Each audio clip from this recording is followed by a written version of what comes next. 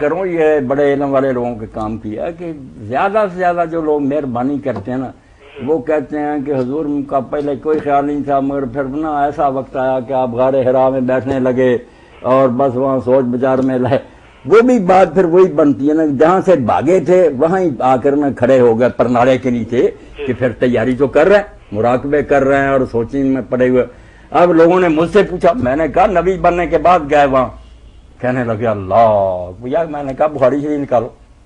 حضرت ام المومن نے بتایا نہیں کہ وہی شروع ہوئی آپ سے پر تو اس طرح ہوئی کہ رویا سالیا خواب نظر آنے لگے آپ دیکھتے صبح کو سچے نکل پہلے نبوت اس شکل میں میری نبی بن گئے وہی وہاں کہتا وہی کا آغاز اس طرح ہو گیا تھا اس لیے وہاں جو گئے تھے وہی لے گئی تھی آپ کو. یہ نہیں کہنا چاہیے کہ آپ کو خبر ہی نہیں تھی آپ بھی یہ بات درست کریں. اور اگر ایک بخاری شریف ابھی میں پڑھ دوں تاکہ یہ سارے دوست بیٹھے نا پھیلائیں اس بات کو. بہت اہم مسئلہ کفار کہتے کہ آپ غار حرام میں کیا کرنے جاتے تھے نبوت کی ڈھونڈتے پھرتے نہیں کبھی خیال نہیں تھا آپ کا نہ غار حرام میں گئے تھے وہی آ گئی خواب سچے آنے شروع ہو گئے وہ بھی نبوت کا حصہ. پھر حضور کے دل میں وہاں جانے کا خیال اسی وہی سے پیدا ہوا وہاں پھر فرشتے کی وہی نازل ہوئی. نہیں مولانا پھر یہاں یہ سوال پیدا ہوتا ہے کہ اگر نبی کریم صلی اللہ علیہ وسلم یعنی خوابوں کی شکل کے اندر نبوت مل چکی تھی اور ذہنی طور پر تیار تھے تو پھر وہاں پریشانی کس بات کی ہوئی؟ میں بتاتا ہوں بالکل یہ واضح کرنے کی بات اس پر میں نے خطبے بخاری کی کون سی جلد چاہیے؟ پہلی یہ نا طاہر میاں واضح ہو تو ہم نبوت کو نہیں بچا سکتے. غیر مسلم یہی تو کہتے ہیں کہ سارا ڈھونگ تھا. دیکھیں نا بہت اہم بات ہے ام المومنین رضی اللہ عنہا نے اس کی وضاحت کی ورنہ میں بھی پریشانی سے عیسائیوں کی کتابیں پڑھتا تھا. وہ کہتے تھے تم کہتے حضور نہیں کوئی آپ کو نہیں خیال تھا اللہ نے وہی اتاری. وہ کہتے ہیں غار حرا میں جاتے تھے مراقبے کرتے تھے چلے کاٹ رہے تھے. ان عائشہ تو ام المومنین رضی اللہ تعالی حدیث نمبر انہا قالت تیسرا نمبر ہے حدیث نمبر 3 تیسری حدیث پہلی جلد کی حدیث نمبر 3 ہے بخاری پہلی جو ہے نا کتاب اس کی تیسری حدیث ہے. ٹھیک ہے. فرماتے ہیں انہا قالت اول ما بدأ به رسول اللہ صلی اللہ علیہ وسلم من الوحی الرؤیا الصالحۃ فی النوم. سب سے پہلے جو حضور پر وحی نازل ہونا شروع ہوئی وہ خواب میں سچے خواب تھے. فکان لا یری رؤیا الا جاءت مثل فلق الصبح. جو خواب آپ رات کو دیکھ کے صبح کے وقت وہ دن کی روشنی کی طرح سامنے بات آئی بالکل سچا نکلنا. فکان لا ثم حبب الی الخلا. یہ وحی آنے کے بعد خواب کی پھر آپ کے دل میں محبت ڈال دی گئی اخلاق. باقی پھر وہ سارا کہ غار حرا میں جاتے تھے ایسا وہ کہانی بات.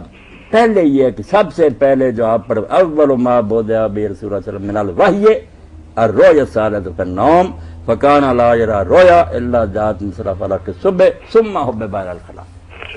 اب آپ کہتے ہیں پریشان کیوں ہوئے؟ پریشان آپ کو اس بارے میں بالکل نہیں ہوئی آپ کو پریشانی کہ میں نبی نہیں ہوں. یہ بھی بات بہت غلط ہو گئی کہ سب نے کہا کہ جب فرشتے نے کہا پڑھے آپ نے فرمایا میں پڑھا ہوا نہیں. یہ ترجمہ کرتے ہیں لوگ.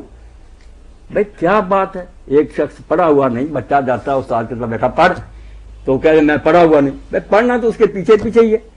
اس پر یہ کہنے کی کیا بات کہ میں پڑھا لکھا نہیں کوئی حل نہیں ہوتا.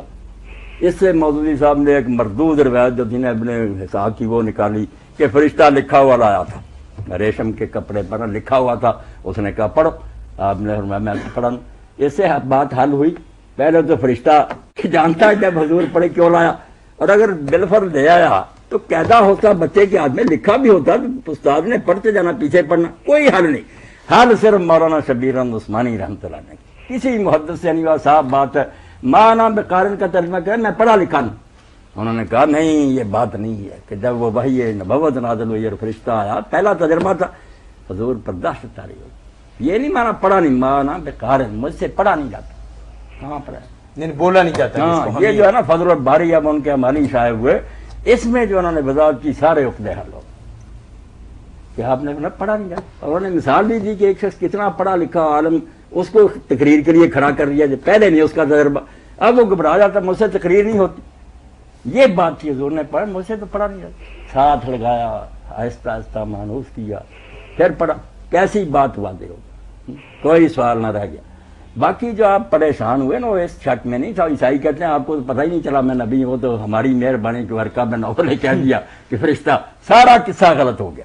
ورقہ کے پاس بھی اس لیے نہیں گیا کہ مجھے بتایا میں نبی ہوں گے، نبی آپ کو یقین تھا، مگر مسئلہ یہ تھا کہ یہ جو آپ کے ذمہ لگا دیا گیا کہ ساری دنیا مشرک ہے، کافر ہے، اللہ کے پیغمبر ان کے مقابلہ میں اٹھ کھڑے ہوں، اس سے کانپنا نہیں چاہتا اور کیا تھا کہ ساری دنیا دشمن ہو جائے گی.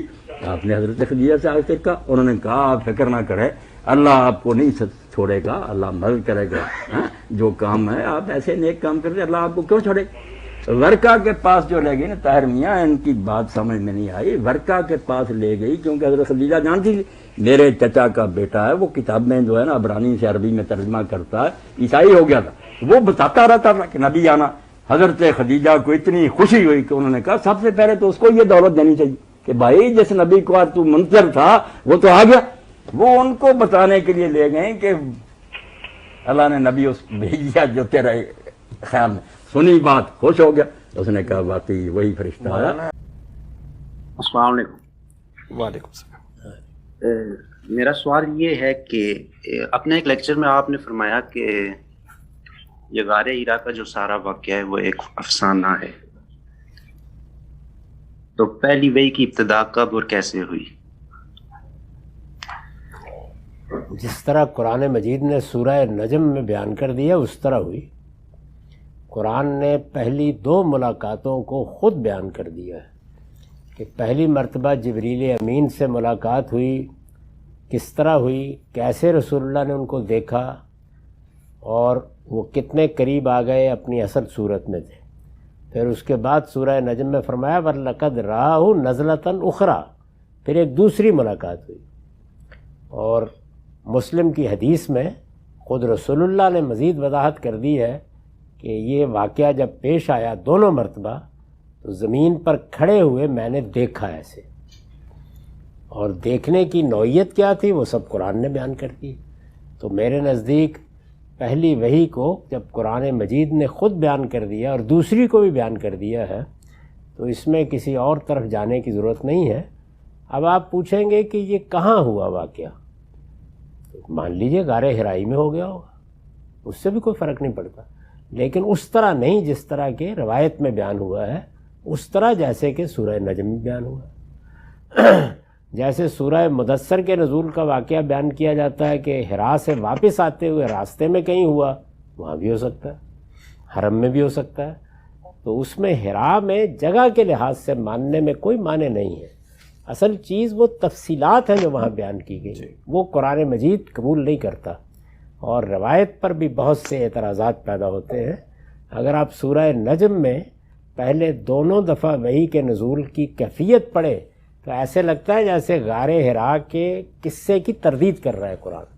آپ پڑھ کے دیکھیں ذرا اس کو، سادہ ترجمہ ہی پڑھیں، یعنی وہاں اضطراب ہے، پریشانی ہے، وہاں پر یہ ہے کہ کیا ہو گیا میرے ساتھ، کہیں مجھے لے جایا جائے، کمبل اڑا دیا جائے. اور قرآن کہتا ہے کہ آنکھ نہیں جھپکی، پوری طرح وہی عکس کی ہے، ما زاغ البصر وما طغیٰ، کوئی تردد نہیں پیدا ہوا. صاف نظر آتا ہے کہ ایک ایک چیز کی وہ تردید کر رہا ہے. تو اس میں جگہ اصل چیز نہیں ہے، اس پورے واقعے کی طرف میں نے توجہ دلائی ہے کہ وہ واقعہ اسٹیبلش نہیں ہوتا. اس پر بڑا تفصیلی کام کر دیا ہے ہمارے ڈاکٹر شہزاد سلیم صاحب نے.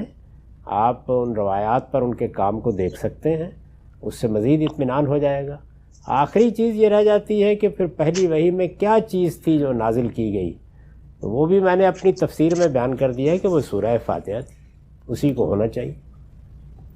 جی، اس معاملے میں آسک آمدی ایپ میں بھی بہت ساری انفارمیشن اویلیبل ہے. شہزاد سلیم صاحب کے جس آرٹیکل کا یا جس کام کا ذکر کیا غامدی صاحب نے، وہ بھی اس کے بھی ریفرنسز ہیں، ہر چیز اویلیبل ہے. تو اگر آپ اس میں سرچ کر لیں تو آپ کو مل جائے گا، یا پھر آپ سوال پوچھ سکتے ہیں، ہم میں سے کوئی انشاءاللہ اس کو آپ کو شیئر کر دیں گے.